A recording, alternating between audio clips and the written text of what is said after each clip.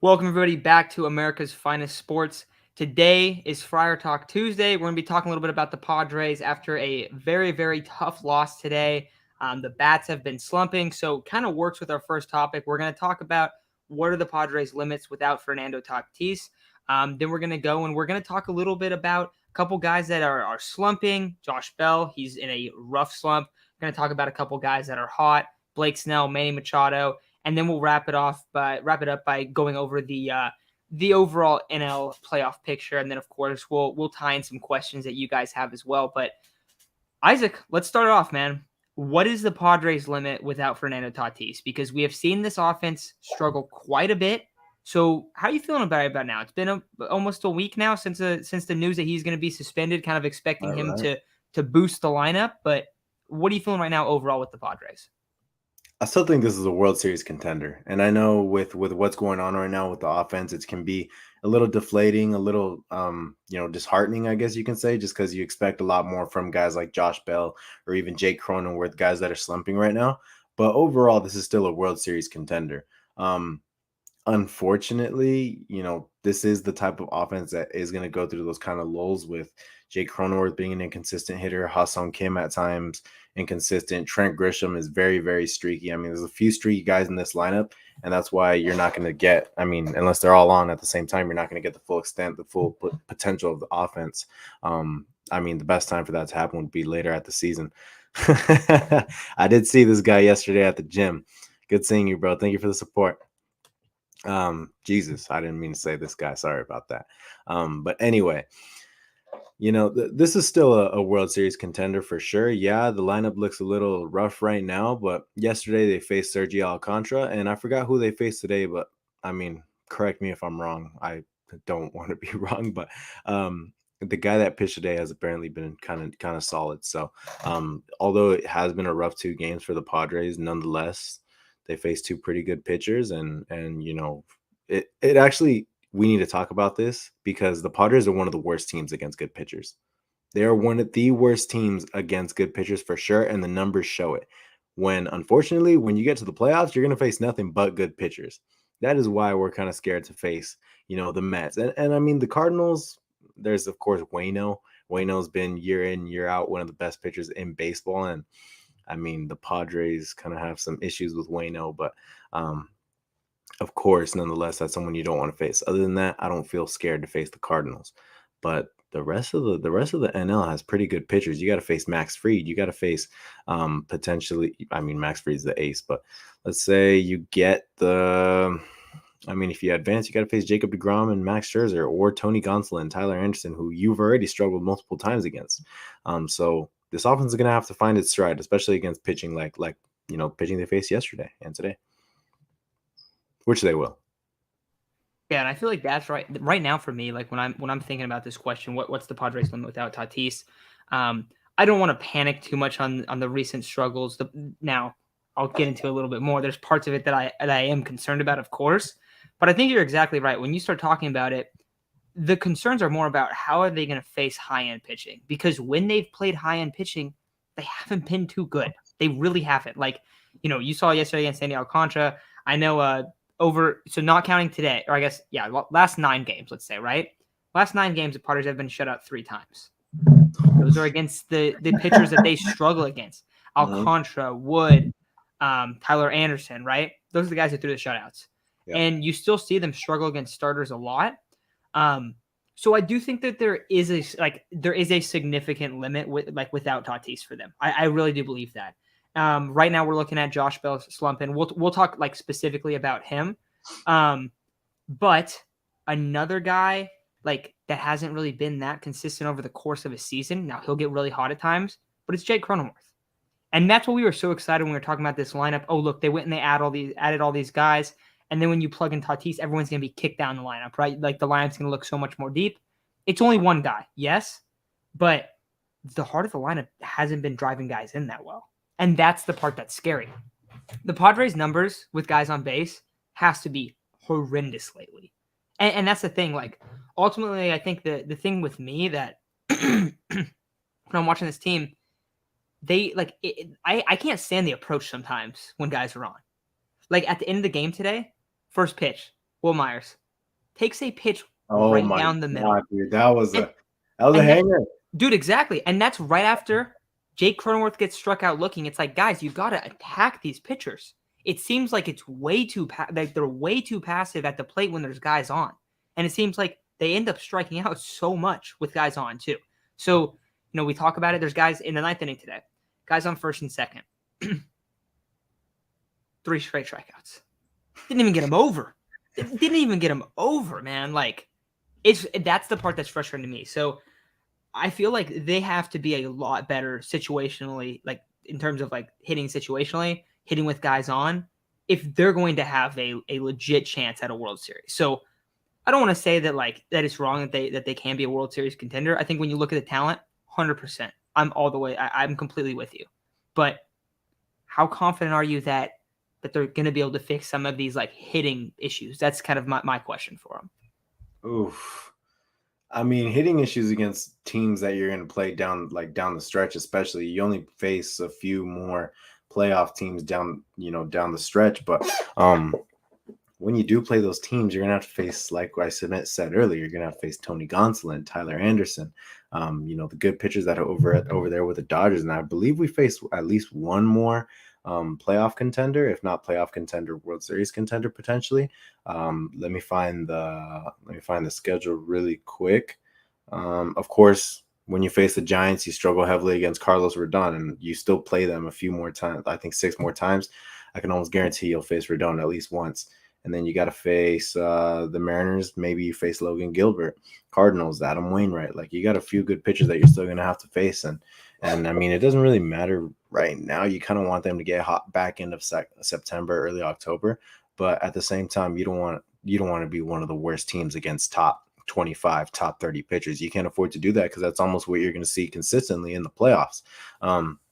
In Jake Cronenworth's case, it's like, dude, I feel like he's been a little more selective than in the past years, but it's like most of the time you got somebody who sucks in back of you. Like, I don't want to say he sucks, but Will Myers kind of sucks.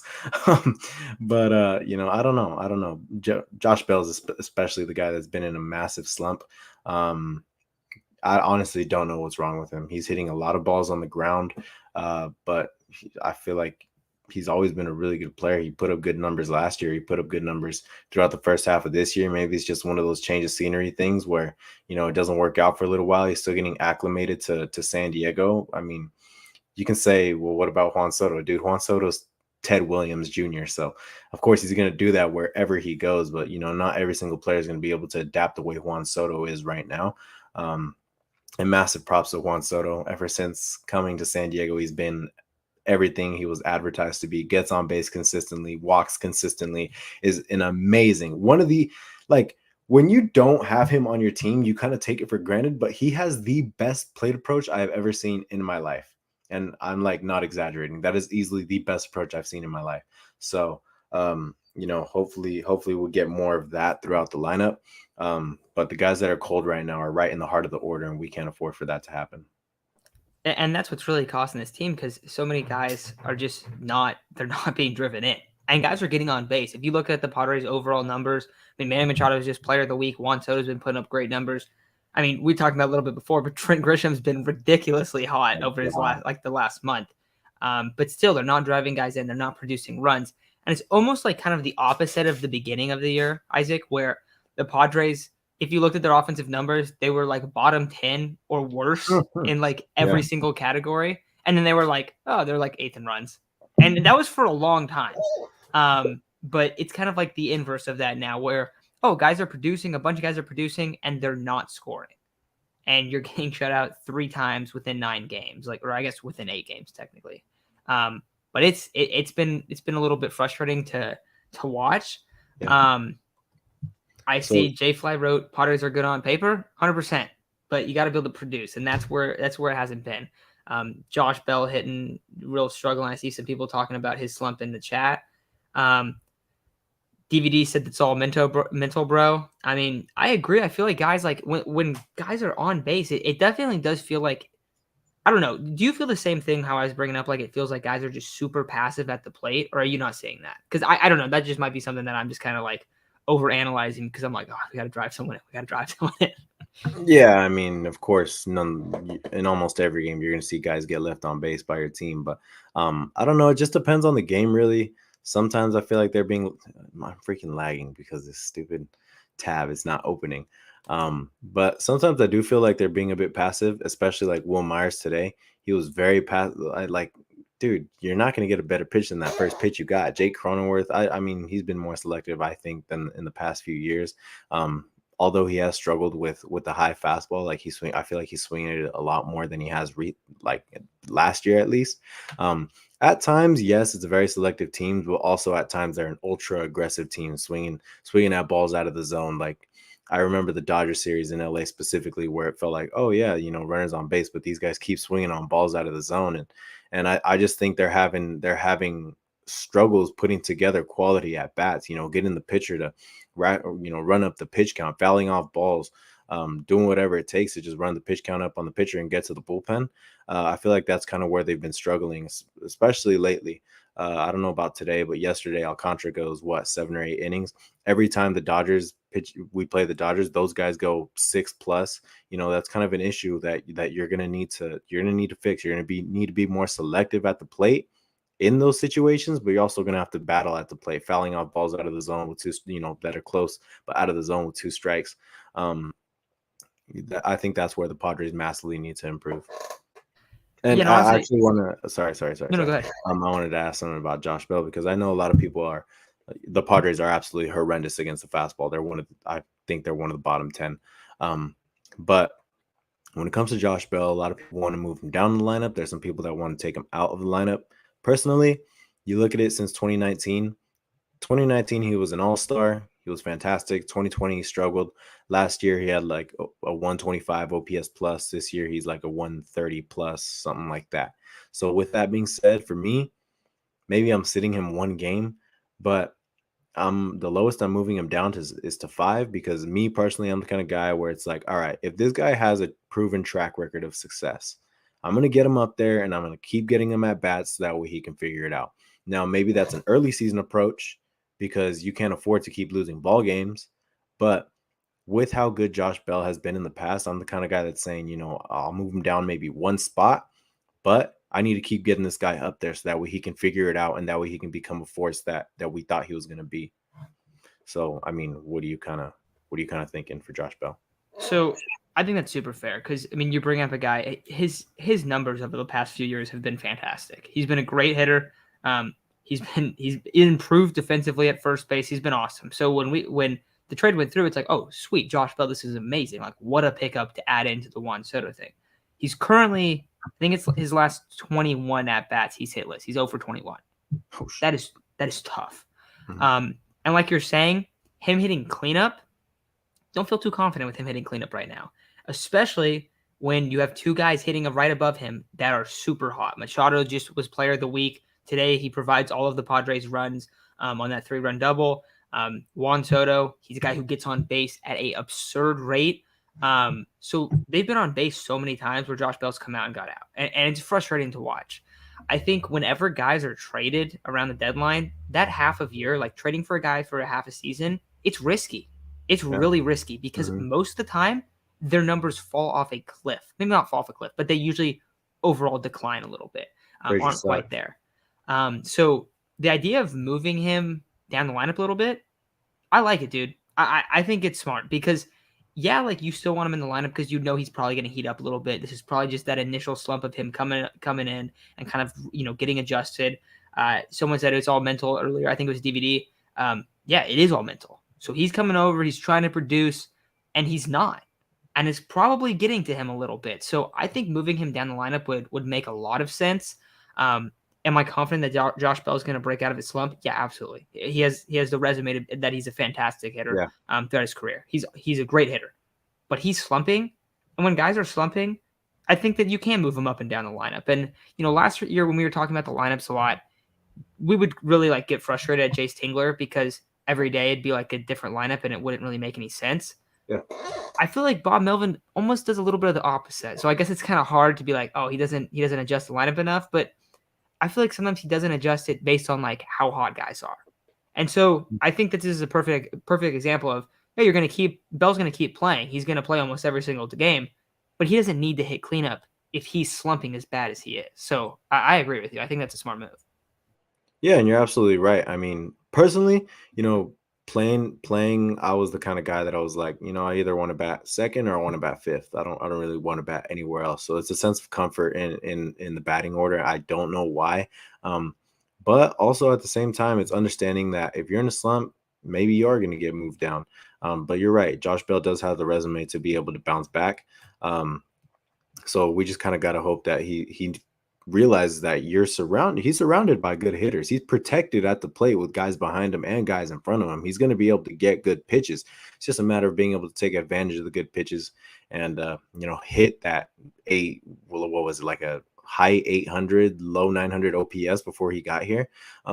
Maybe he's just pressing right now. Somebody did say it's all mental, so it could definitely be all mental in the sense that he feels pressure to perform in San Diego, when he's just got to realize that he doesn't have to go crazy. He doesn't have to put up the 900 OPS, whatever it was that he put up in Washington. We'll take an 850, something like that. And 850 is like still pretty high, but I just want a good first baseman. I want one that could hit. I mean, I had one trash first baseman for a really long time. We all did.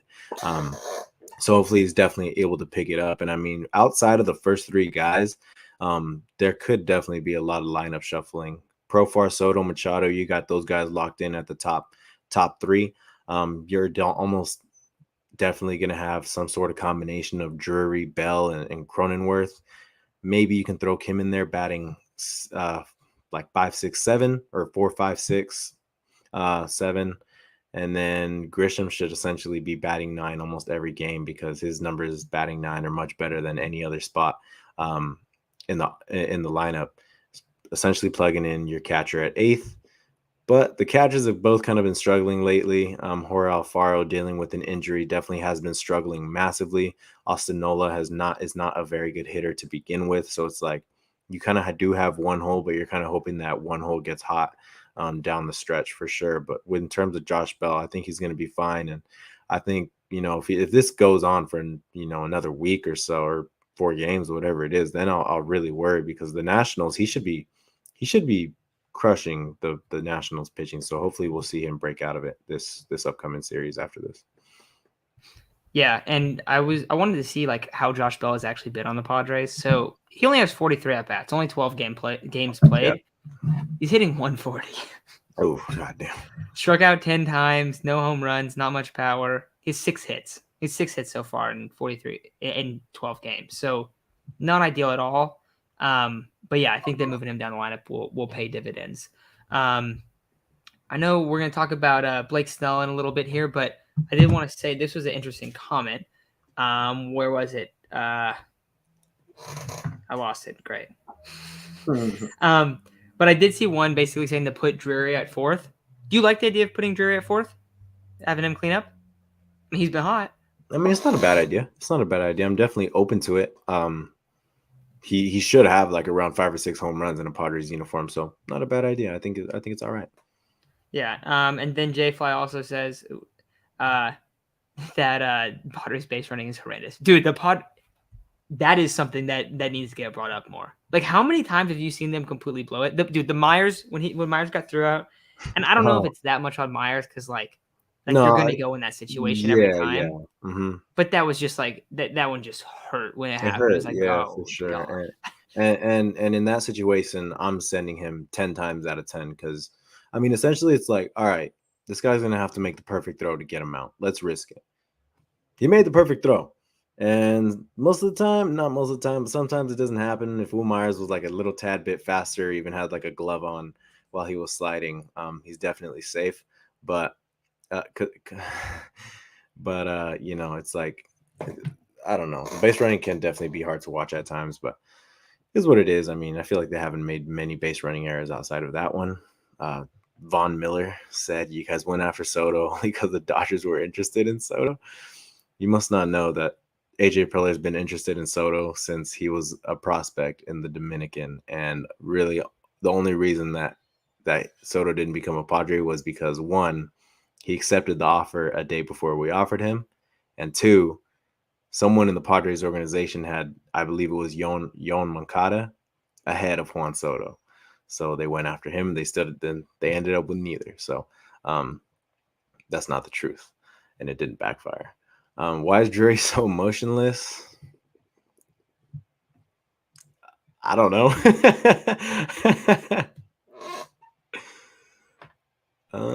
He does feel a little bit emotionless.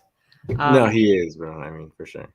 Let's get into a guy that we both like. So we're gonna get a little bit positive for a second, guys. All Yeah. right. I know that they're losing, but we're gonna get positive for a second, and then we're gonna get back into the National League playoff race. I do have some news that's kind of annoying today of a team that won on a There's ridiculous no swing. way, dude. I'll tell you. We'll get to it in a second. We'll get to it in a second. But I want to talk about Blake Snell because Blake Snell has been absolutely absurd. So I know the Padres are struggling. I know everyone's freaking out right now, but I do want to have at least one positive part of the show today. So Isaac, Blake Snell had what, like a 6 ERA maybe 2.5 months ago. You know this dude is at a 3.66 right now. You know his ERA is under 1 for the second half of the season. Like the Blake Snell second half, let's turn it up, let's go get it, let's just dominate. It's back again this year. So I did want to bring up Blake Snell a little bit just because this is a guy that we kept saying, hey, just be patient, just be patient. Blake Snell's he's gonna bounce back. He looks terrible right now. It's gonna be all right. Blake Snell, I mean, he's on fire. He is on absolute fire. If you look at his career numbers, he's been sub 3 in the second half of the season, like a 2.8 ERA throughout his career. Usually in the first half, he's over a 4.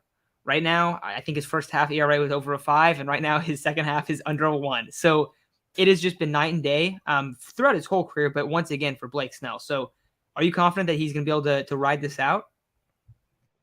Don't trade Blake Snell, crowd. Stand up, man. This is everything that we kind of expected for sure. He's been fantastic the second half. I think he's got like a what you said, like something like around a 1 ERA ever since the All-Star break, and that's exactly what we've been saying all along: is be patient, because when the time comes, when it's time to start turning up and down the stretch, we need to really win ball games. Blake Snell is gonna get you, 6. I mean, not even 6, maybe 5, because he throws so many pitches, but 5 2/3 plus quality. I mean, he's going to give you a quality start almost every time. He's been our ace since the All-Star break.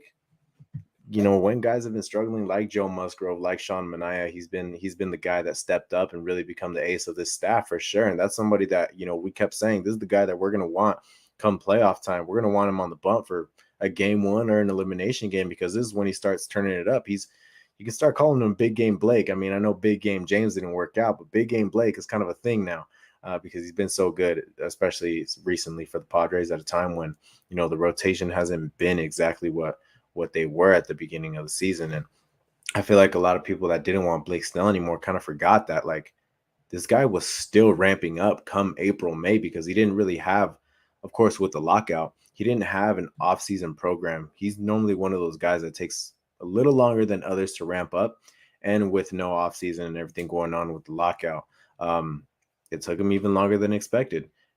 Now come July, he starts molding into form, into the second half Blake Snell that we know. His fastball has a bunch of life to it. I want to say the changeup is still in timeout, but it doesn't really matter, because last year and this year around this time, all he was throwing was fastball, slider, and maybe one other pitch. And that's all he's needed. He's been super, super, super amazing for this team. So hopefully we see him ride it. And I mean, career numbers show he's going to ride it out. This is going to continue for the rest of the season. Maybe not, maybe not like a 1.08 or 1.80 ERA the way it is right now, but he's going to end with around a 2.5 ERA in the second half. And when we did our bounce back players, I was kind of hesitant to say it. I don't know if everyone remembers, but I was like, I don't know if I want to say it, but I went with Blake Snell. So I'm really liking the decision right now, because I was kind of scared. But he's bounced back really in a big way. Yeah, so there's two kind of stats to bring up with Blake Snell. I talked about like the first half kind of side of it.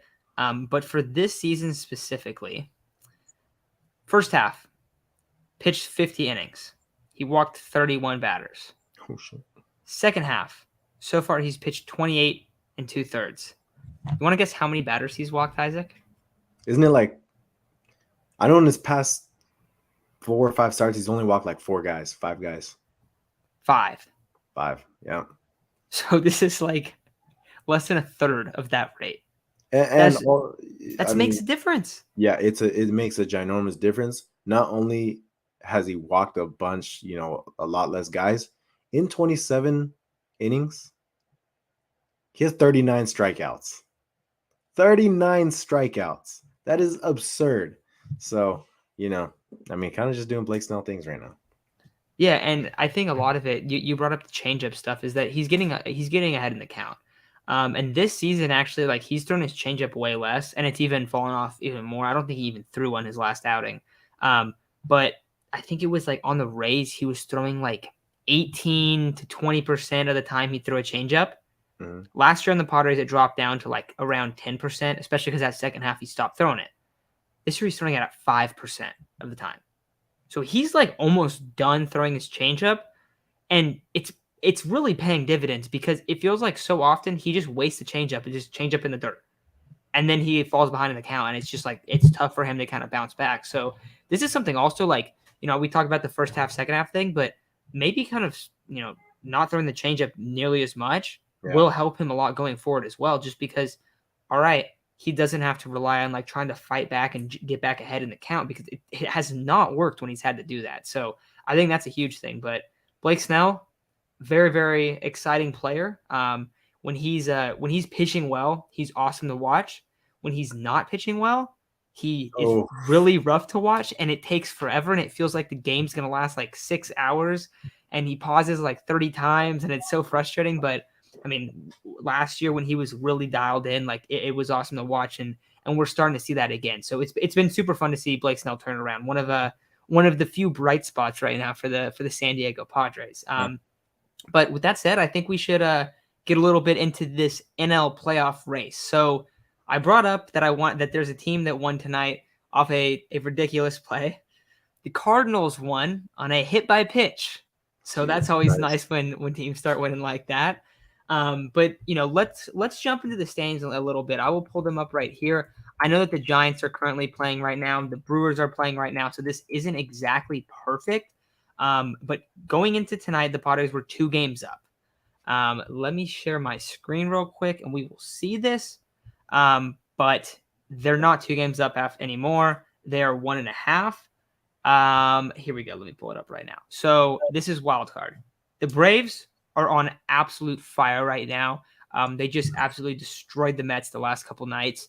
The Phillies have been pretty hot as well. And then you see the Padres and the Brewers right here are slumping. They haven't been very good as of late, both 4-6 in their last 10.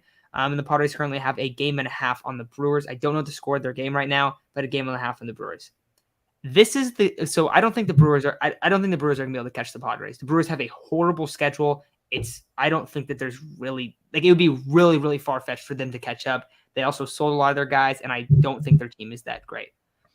I will tell you the thing that absolutely scares me, like that absolutely terrifies me, is the Giants, dude, because the Giants are getting hot. And we talked about this. They're not that great of a team, but dude, the Padres play them like 6 more times. Mm-hmm. That is absolutely terrifying to me. So where are you at with the playoff picture? Because I know the Padres are slumping right now. You have a game tomorrow. You're playing Pablo Lopez. Then it's a 4-game series against the Nationals. The schedule does heat up a little bit, but I don't know. I think maybe it's just some PTSD from being a little kid and watching the Giants beat the Padres on the last game of the season. But the Giants are the team I feel like I do not want the Giants creeping up. No, man. I mean, we've brought it up a couple times. We always say, the Giants are that kind of team, no matter what their record is, not no matter what, but like when it comes September, late October, it's like, oh shoot, the Giants have been hot lately, or are only 1 or 2 games back of that last playoff spot. It happens every year. So like, I feel pretty safe with the Padres right now. I do think they're still going to make the playoffs. I think a lot of people are, they have a lot of PTSD from last year, which is understandable, but I feel like there's also a better lineup than last year. We actually have something called pitching this year. I mean, Blake, you don't want to go get Arrieta? Yeah, exactly. Like people were absolutely insane trying to compare this year to last year when, I mean, yeah, Sean Manaea has been pretty bad, but other than Sean Manaea, it's like, dude, you still got 4 other really capable pitchers, and this lineup's not going to slump forever. Like, this is still a pretty damn good lineup. We still play the Nationals 4 more times. We play the Diamondbacks a few more times. Yeah, the Giants can be somewhat of a threat, but I still think that we'll be all right against the Giants. Like people were saying, our September schedule is hard. We play the Dodgers 9 times, yeah, but like if we get hot around that time, it's not going to really matter. Other than that, we play the Diamondbacks. The Mariners are a pretty good team. Diamondbacks another 4 games. Cardinals 3 times. Rockies 3 times. The White Sox aren't very good. And then you play the Giants in the last series. It's not it's not like, super easy, but it's not a brutal schedule. Like, the Phillies still play the Mets a few more times. They still play the Braves 7 more times. It's like, we're not the only team with a tough schedule. The Brewers in September play in like consecutive games. Dude, they have a rough 2 weeks. Cardinals, you see that?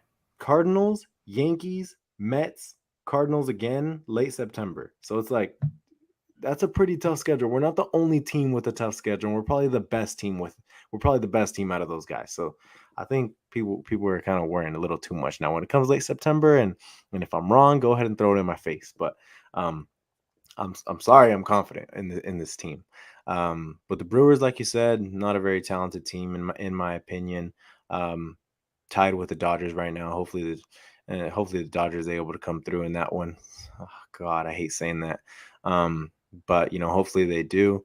So I mean, yeah, the Padres are in a little bit of a rut right now. Hopefully these guys are just still getting acclimated, and of course the distraction with Fernando is probably one of the toughest things to deal with, because the guys are getting asked all that. I mean, that's one of the only questions towards the Padres these past few days, man. Like, for me, it's like, dude, leave him alone. They probably don't want to talk about it. Like, they're trying to go out there and win baseball games without him. He's not on the field. Talk about the product that's on the field. But it is what it is when he's he was at least one of the top faces in baseball. So with that being said, I kind of expect the Padres to finish around 5th. I think they're going to finish 5th, to be honest. But I mean, 6th also isn't bad. I want them to finish 5th just because, past few years, it's always been 5 teams make the playoffs, and I don't want to be that team that only made the playoffs because there was an extra spot. So it'd be nice to finish 5th, maybe 4th. Obviously, you're not winning the division, but it looks like 5th could be in, realistic finish for the Padres. Yeah, I see a lot of people talking about the Padres playing the Dodgers and losing those games. I mean, I don't think that's gonna, like, yeah, you want to win games, of course, but the Padres also kind of control their own fate against the Giants. They just beat them in the most recent series, which helped a lot. And we talked about that, I think, a little bit in the series recap. Like, you gotta go, you gotta win these games. Yeah. But you still play the Giants 3 times, 6 times, and you play them 3 times at the end of the season as well. Yeah. You play them pretty soon here too. So this is a bad spot, though, because Sky also said the Brewers are a serious threat. They have a hard schedule. It's going to get a lot easier. I agree with you, Sky. I think that's absolutely true. And that's the thing that's kind of frustrating. Is like, dude, if there's a time to not slump, it's when you're playing crappy teams. Now, we also say they're playing crappy teams. Like, the Marlins pitching this series is like, it's a pretty good pitching rotation that they're throwing at the 3 guys. So I don't know, man. I think that you kind of control your own fate in terms of you're playing the Giants a lot. I want to see the Giants schedule, though. I have not looked at the Giants schedule. I just found it. I got you. I just found it right now. They have a brutal stretch coming up. They play the Twins 3 times, the Padres 3 times, the Phillies 3 times, the Dodgers 3 times, and the Brewers twice, all in back-to-back series. Those are all playoff contenders. That's absurd. And then they go against the Cubs. But then they play the Braves 3 times and the Dodgers 3 times again, and then the Padres to finish the season. They have one that has got to be one of the toughest schedules in all of baseball, if not the absolute toughest. And they are not the type of team. I swear if they prove me wrong, I would be so sad. But they are not the type of team to rip off a bunch of wins against those kind of teams. So I feel like, as long as we're able to create some separation and take advantage of these upcoming series against the Nationals, the Royals, the Guardians are a pretty good team, but you should be able to beat the Guardians. Like, you need to really take advantage of these series coming up, because, I mean, last year what killed the Padres, we keep bringing it up, is they weren't able to beat those teams that were around that 500 mark or lower than 500. That's what killed them. That's what essentially ended in under a 500 season. You're 4 games under 500 because you kept losing to the Rockies. You kept losing to the Diamondbacks. that absolutely has to be a reverse this year. And people are saying, we'll only take 3 of the next 9 against the Dodgers. If we take 3 or 4 and win the other games, I will be happy. I will be happy with that because we're not rivals right now. We're not rivals right now. As much as I want to beat them and I hate them, we're not rivals, and we're not focused on the Dodgers. We're not focused on winning the division anymore. We need the Dodgers to win some of these games. So it's like, as much as I hate them, we need them to win. And I mean, of course, we need to handle business against them. But if we can take 4 of the next 9 against the Dodgers, I'll be pretty happy. But yeah, man, I think the Padres are still a pretty damn good team, man. I do see them making the playoffs. Yeah, I'm with you there. I will say this. After the Nationals series, I think it'll be a little bit more clear because I guess it like every other time you start counting down, like, okay, we're only this many games away from the playoffs, only this many games. But dude, you're shooting for a 4-game sweep against the Nationals. And I know that sounds a little bit absurd. Go watch the Nationals, bro. The Nationals are like a fake MLB team at this point. I don't know if you saw today, but the Red Sox announcer called the Pirates franchise pathetic. That's kind of the same boat that the Nationals are in when you look. I mean, and they've won and they've done stuff, but like the talent right now in the Nationals, dude, it is rough. So you get home, you get hot against the Nationals. I think that'll help a ton. I see some people talking about the Guardians too. The Padres do have a 2-game series against the Guardians. They play the Royals. They have a decent road stretch after this most recent home one, so that's going to be extremely important as well. But you have a lot of games against the Cardinals. Padres have played. I'm sorry, not the Cardinals. They do play the Cardinals, but against the Diamondbacks. And the Padres have played the Diamondbacks a lot better this season than last season. Mm-hmm. Now, the only thing is you just do not want to see Merrill Kelly. You want to see him as little as possible because they can, dude. They can't hit him. No, he's absurd. But apparently the Giants can't hit Merrill Kelly either. I was talking to one of my buddies who's a Giants fan today. He's like, no, it's the same thing for us, dude. It's just absurd. Mm-hmm.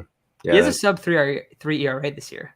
Oh my God, so he's actually a baller. Dude, no, this is like his breakout season. Yeah. Damn, that's crazy. That's pretty cool though. At least we're not the only team getting cooked by him anymore. But yeah, you got to take advantage of those Diamondbacks games. Like you said, they've been playing them a lot better this year, whereas last year it was pretty tough. But I just saw something on Twitter. It was like this kind of feels the same as last year, where really the only guys you can rely on in the lineup last year in the back half was Fernando and Manny. And I mean, of course, the lineup is a lot better this year, so I feel like it's going to be different. I don't think you're only going to have Soto and Machado in the lineup to rely on. But yeah, man, let's see how the rest of the season goes. The Braves, they're going to be a lock to make it. The Mets, the Dodgers, they don't got to worry about any of that. I would probably say the Cardinals as well, just because I do think the Cardinals are a much better team than the Brewers are. More well-rounded, more star power. Just an overall top to bottom, really, really good organization that seems like they're consistently in the playoff race and in the playoffs. So I do think they'll guaranteed be in it. Really, right now, what it's looking like is who's going to come out on top between the Padres, the Giants, the Brewers, and the Phillies. So that's gonna be the big question looming for this Padres team. You got it on paper. You're much better than every single one of those teams. Not every single one. I just mean the playoff. The teams that I said are competing with the Padres. But only those. You're better than those teams. You're better than the Giants. You're better than the Phillies, and you're better than the Brewers on paper. But it's about putting it together. Don't be the Padres. The Padres always choke. The Padres always come down to this last part of the season where it's shit, when they are in the playoff hunt, especially last year, and then 2010, it's like, the Padres are looking good. They might make the playoffs. And it's, no, they choked. Don't do that.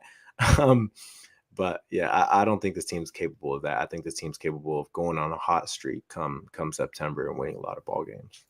Yeah, and I see a couple of things here. So Oceanside Boy says Padres are 50-33 against teams under 500. Dude, that is a drastic difference compared to last season. Dude, huge, so much different. The Giants also have a good record as well. So both these teams have played well against teams under 500. Now the good thing is that the Padres play a lot of worse teams out this last part of the schedule. And then also another question here. Brian asked this, and I think this is super important. How many of home games versus away games do we have left? So I don't know the exact number of games, But if you look at the schedule, it is a lot more home games than away games. Like it's Mm-hmm. pretty substantial, I feel like. Mm-hmm. And then your last 9 games of the season are also at home. So Ooh. they're going home on Thursday. They have a few games there. Then they have a pretty long road stretch. Then they have another home stretch. Then they have a couple little road stretches. And then they finish off 9 games at home. So a lot more home games than away games. But I think that's probably it for the playoff race. Anything else you want to add on the playoff race? No, I mean 25 more wins gets us almost a guaranteed spot in the playoffs. That'll be 90 wins. I don't know how many games we got left, but 25 seems pretty doable. And even then, 85 is like around the number you want to be at in order to be the 6th seed. Now, this year it seems like it might take a little more. So you want to shoot 87, 88. But realistically, I think this team can rattle off 25 more wins. So hopefully they're able to do that. Unfortunately, that 90 wins might only get you a 5th seed, which is absurd. I feel like in any other season that is not the case. That probably wins you a division realistically in the past few years, but I don't know what's going on. I don't know. We can thank all the tanking franchises for being non-competitive. Yeah, that is very true. That is very true. What is it like 13 franchises were deemed like not trying to win in any capacity this season? Yeah, 100%. Yeah. Oh, I didn't know the Padres were 35 and 35 since June 1st. That sounds about right. But I mean, a lot of season left. So let's just see how they do the rest of the season. Man, I feel like so many people are negative right now. I think so too. So I see people are talking about this. Okay, I don't know. Von Miller says Padres home games versus Dodgers. Dude, that guy's a Dodger fan, bro. That guy's he's Padre hating for real. Yeah, that's not accurate. That's not accurate. We're not rivals. Now, are Dodger games against the Padres, are they like close to Padre home games? No, not at all. But if it's in San Diego, it's definitely packed with Padre fans. Yeah, so 40 games left. So that'd be 25 and 15, bro. Hey, I'm confident, bro. They can do it.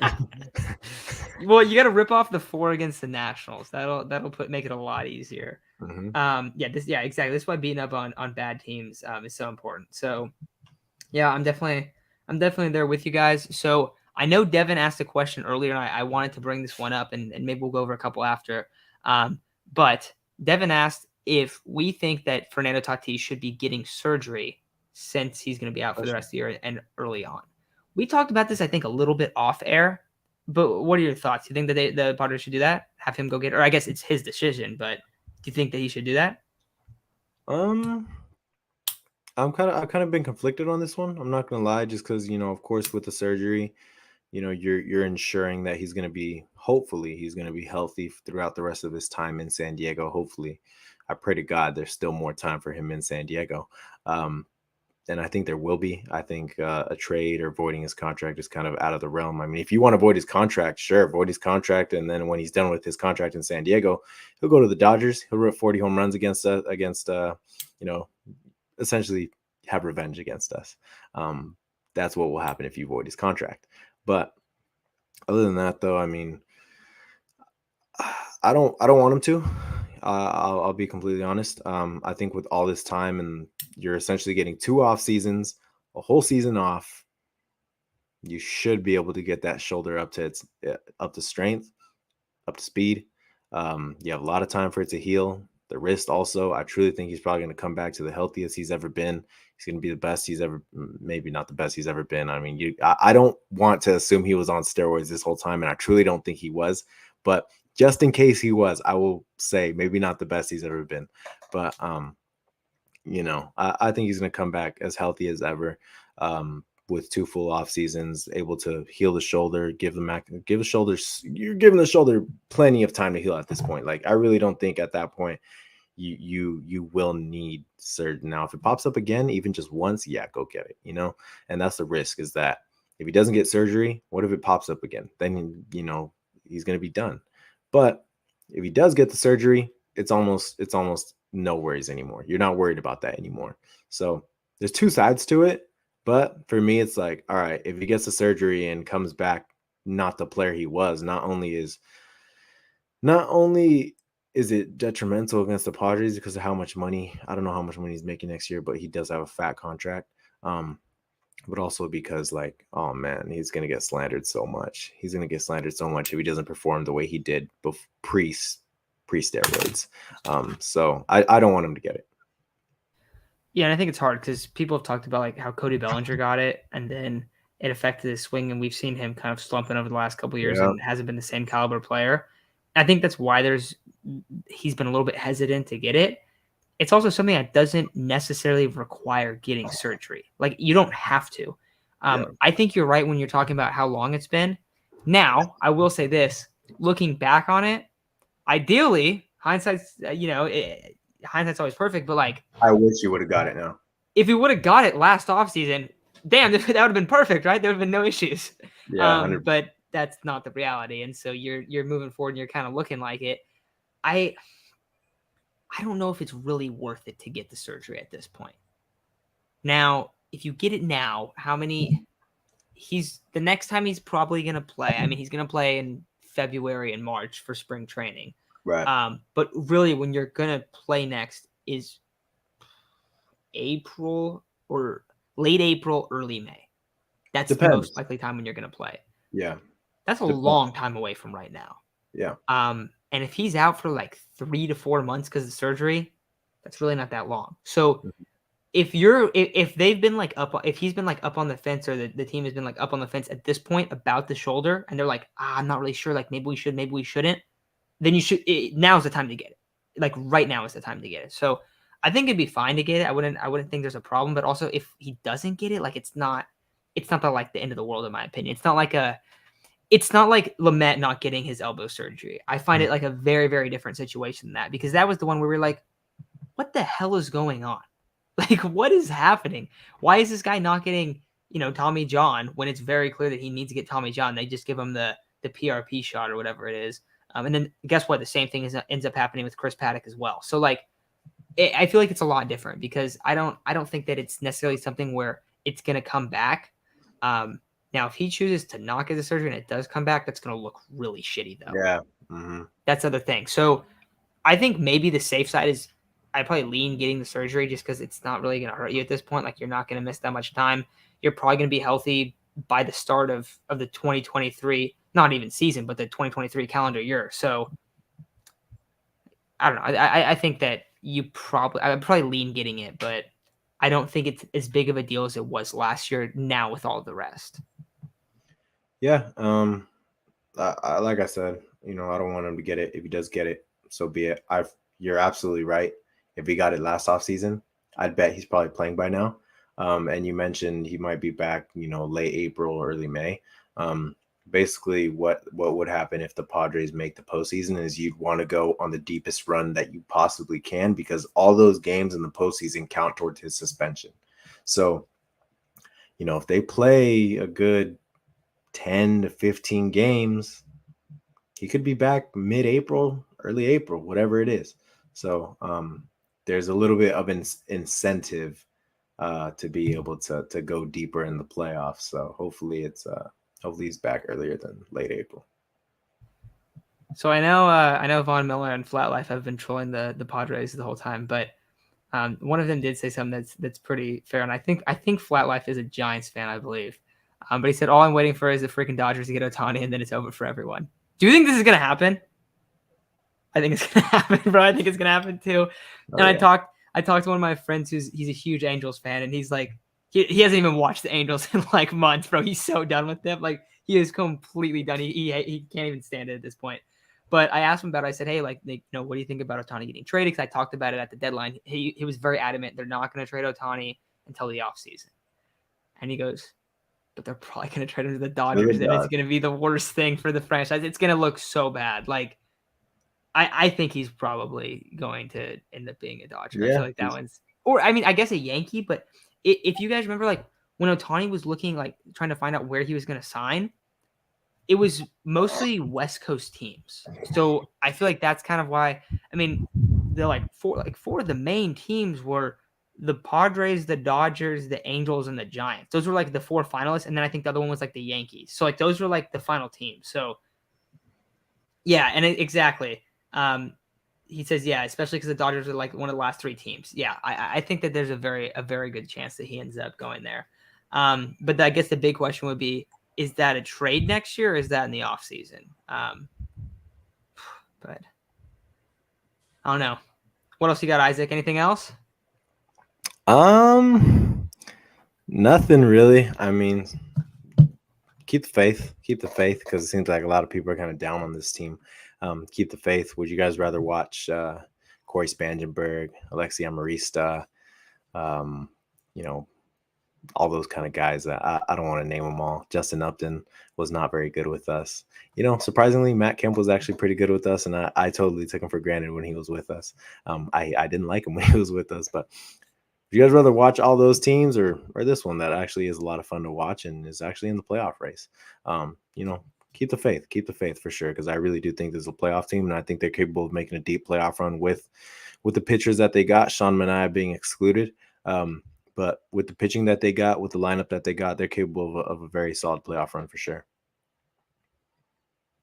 Yeah, dude, I'm there with you. I feel like we look at this team, and it's really easy, especially over the duration of a baseball season, to be like, get really frustrated when teams hit slumps, and it's super fair. Like I completely understand. It makes perfect sense.